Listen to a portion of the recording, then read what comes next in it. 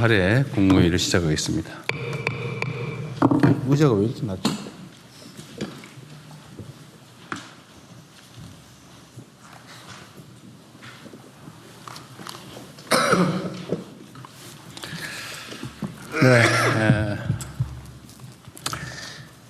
내일부터 민선 9기 지방정부의 임기가 시작됩니다. 지방자치 개막 이미 31년인 것 같습니다. 이제 새로운 지방정부는 본격적인 균형발전 시대의 출발점이 되어야 되겠습니다. 모두가 아는 것처럼 현재 수도권은 지나친 과밀화, 또 전력, 용수, 토지 부족 때문에 엄청난 부작용을 겪고 있습니다. 지방은 부족해서 소멸하고 수도권은 넘쳐서 폭발할 지경이어서 이게 대한민국의 국가 경쟁력을 잠식하고 있는 건 모두가 알고 있습니다. 이것 때문에 각 지방의 특성을 감안한 획기적인 초격차 전략산업 다극화가 필요합니다. 이는 수도권을 위해서도 또 대한민국 국가 전체를 위해서도 반드시 가야 할 길입니다. 이런 측면에서 어제 발표한 대한민국 대도약 3대 메가 프로젝트는 차별과 배제, 불균형을 낳는 수도권 1급 체제를 극복하는 것인 동시에 전국이 고르게 성장 기회를 누리는 모두의 성장 시대를 여는 핵심 열쇠입니다. 무엇보다 대한민국의 더 큰 도약을 위해 담대한 결단을 내려준 기업인 여러분, 다시 한번 감사드립니다. 해외가 아닌 조국의 미래를 선택한 여러분의 결정이 틀린 결정이 되지 않도록 우리 대한민국 정부가 적극적으로 뒷받침하겠다는 약속을 다시 한번 드립니다. 정부의 각 부처는 지방정부와 긴밀한 협력을 바탕으로 이 큰 결단을 해준 기업들의 투자 활동에 조금의 어려움이 없도록 선제적이고 전폭적인 지원을 아끼지 말아 주십시오. 아울러 정치권의 대승적인 협조도 당부드립니다. 대한민국의 미래를 위해 사활을 걸고 도전에 나선 기업들의 그리고 정부의 노력에 힘을 합쳐주시길 부탁드립니다. 이게 제가 어디서 자료를 보니까 영남 지역의 인구가 1,300만, 호남 지역의 인구가 500만 정도 이렇게 된다고 하는 것 같습니다. 해방 이후에는 호남 지역 인구가 훨씬 더 많았다고 해요. 근데 어쨌든 다 지나간 과거의 일이긴 하지만 현실의 결과에 남아있기도 한 아픈 과거인데 영호남 차별이 있었던 거 분명한 사실입니다. 그렇다고 그걸 어거지로 교정할 수는 없었는데 마침 이 새로운 환경이 그 불균형을 조금이나마 완화할 수 있는 그런 상황이 됐습니다. 제가 말씀드린 바가 있긴 한데 호남이 배제와 차별을 통해서 그간에 많은 어려움을 겪었는데 그게 이제 전화위복의 계기가 된 측면이 있습니다. 장기간 방치되고 개발해서 소외되면서 오히려 용수나 전력 또는 용지, 토지가 잘 관리된 측면이 있습니다. 보존된 측면이 있죠. 근데 지금은 첨단 산업, 그중에 특히 반도체 관련 산업은 전력과 용수가 이제 그리고 토지가 가장 중요한 요소가 됐습니다. 수도권에서는 더 이상 전력 용수를 구할 수가 없는 상태죠. 지금 계획하고 있는 것도 감당하기 어려운 상황입니다. 특단의 조치를 해야 될 상황인데 때마침 AI의 열풍 때문에 대규모 투자가 필요한 상황이 됐고 마침 또 여력이 있는 공간이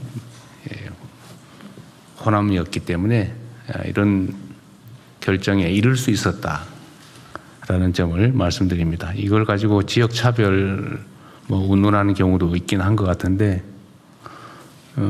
지금 요 사안 자체만 보면 호남 지역에 투자가 조금 많은 게 사실이긴 하죠.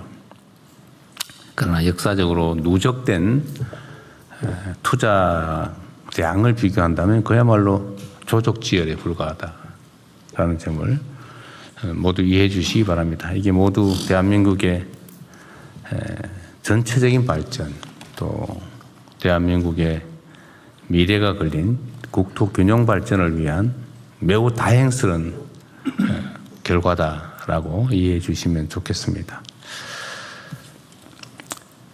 중동 전쟁 종전 상황이 우여곡절을 겪고 있긴 한데 이런 초유의 복합 위기 속에서도 우리 대한민국은 큰 혼란 없이 슬기롭게 위기를 견뎌내고 있습니다. 물론 지금 이번에 위기 상황에서 많은 국민들께서 어려움을 겪고 계십니다.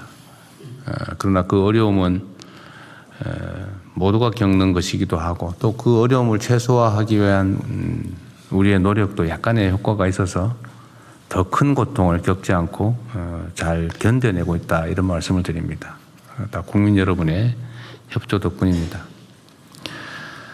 호르무즈 해협에 우리 선박 중에 사정이 있어서 나올 수 없는 두 척을 빼고 모든 선박들이 어느 나라보다 빠르게 해협을 다 빠져나왔습니다. 지금 한 척은 지금 빠져나오는 중인데 위험 지역은 거의 벗어났다고 합니다. 이 모두 정부를 믿고 힘을 모아주신 국민 여러분의 덕분이고 또 해수부, 외교부, 국정원 이런 관련 부처 공무원들이 참으로 애쓴 결과입니다. 다시 한번 감사드리고요. 그런데 아직 위기가 끝나지 않았습니다. 이 종전이 이루어진다 해도 세계 경제가 완전히 정상화되려면 상당한 시일이 소요될 것으로 봅니다. 이제는 단기적인 대응은 물론이고 중장기 차원에서 보다 효율적이고 집중적인 위기관리가 필요하겠습니다. 상시적이고 체계적인 대처를 위해서 앞으로는 내각을 중심으로 비상대응체제를 더 확실히 해주시기를 부탁드립니다. 그때그때 필요한 조치들은 신속하게 추진하고 또 에너지와 원자재 공급망의 다변화 같은 장기 과제들도 흔들림 없이 이어나가 주시기 바랍니다. 약간 소소한 문제라고 보여지긴 한데 이것도 쉬운 일은 아니어서 한 말씀 드리겠습니다. 지속 가능한 성장 동력 창출의 또 다른 기반은 실질적인 소비 능력 또는 소비 활력 제고입니다. 지난 1분기에 민간 소비가 회복 흐름을 보이기는 했는데 이를 더욱 가속화하기 위해서는 다양한 소비 진작 대책이 추가로 더 있어야 되겠습니다.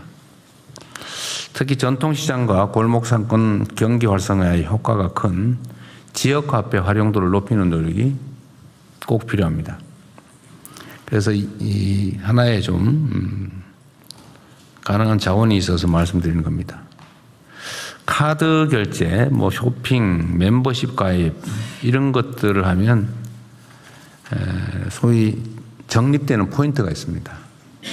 그런데 이 포인트 중에 사용되지 않고 있는 게 많습니다. 몰랐거나 아니면 쓸 수 없는 사정이 있거나 이래서 사용되지 않고 숨어있는 포인트가 수십조에 이른다고 해요.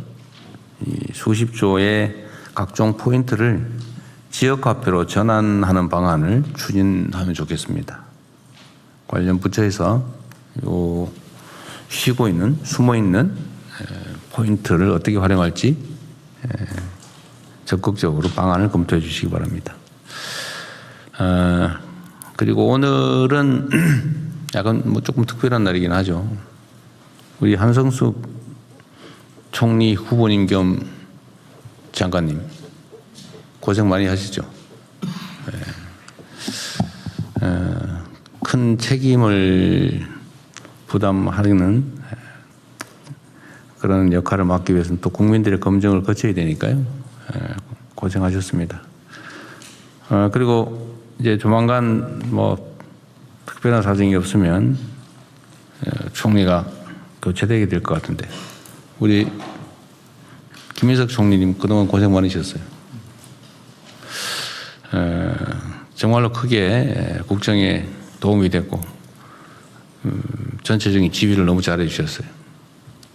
지금 우리 정부가 만들어낸 여러 성과들이 있는데 그건 역시 이 내각의 우리 국무위원 여러분 포함해서 우리 총리님 역할이 가장 컸다고 생각합니다.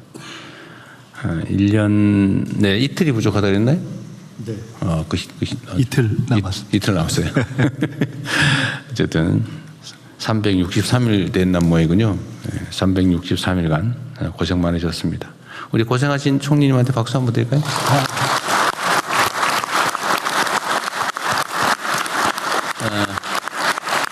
이제 사회를 다시 또 넘겨드릴 건데 본격적으로 회의를 시작하기 전에 한 말씀 하시고 시작하는 게 나을까요? 끝나고 하는 게 나을까요? 미리 하시는 게 낫지 않을까요? 예, 그렇게 하십시오. 예. 감사합니다. 국민 여러분들께서 만들어주신 정부에서 대통령님을 모시고 또 우리 국무위원 여러분들과 함께 첫 1년 동안 일할 수 있어서 정말 영광이었습니다.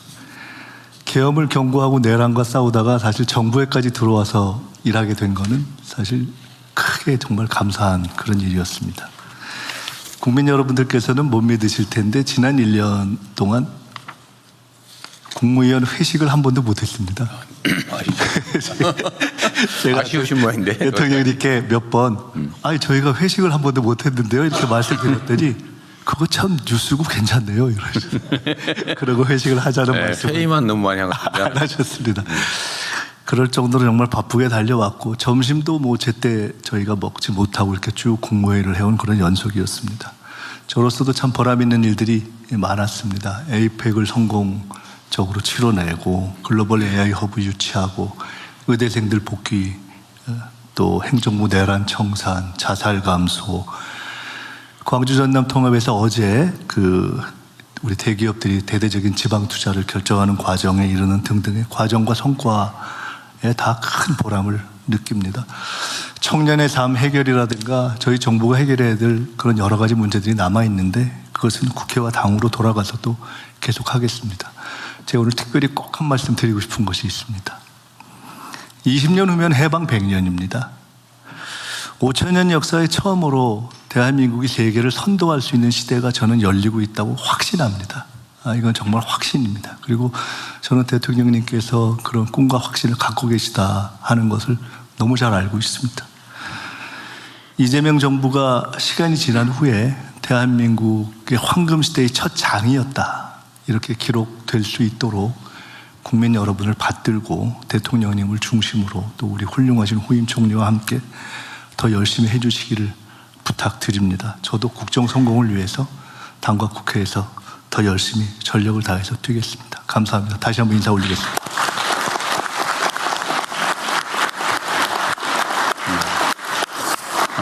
총리께서 뭐 많은 일들을 잘 해내셨는데 제가 높이 평가하고 싶은 특별한 사안이 하나 있습니다. 그게 자살자 감소예요. 총리께서 어쨌든 총괄 책임을 지고 여러 국무위원들 또 다른 처청까지 다들 했었는데 지방정부까지 하여튼 이 올 연초 통계부터 보면 어쨌든 월간 수백 단위로 자살자가 줄었습니다. 참 자살이란 말 입에 내기가 참 그런데 어쨌든 우리 정부가 목표하는 여러 가지가 있지만 국민의 목숨을 살리는 정부가 되겠다 이런 말씀 가끔 드리는데 연간 15,000명 가까운 자살자들이 생겨나고 있잖아요.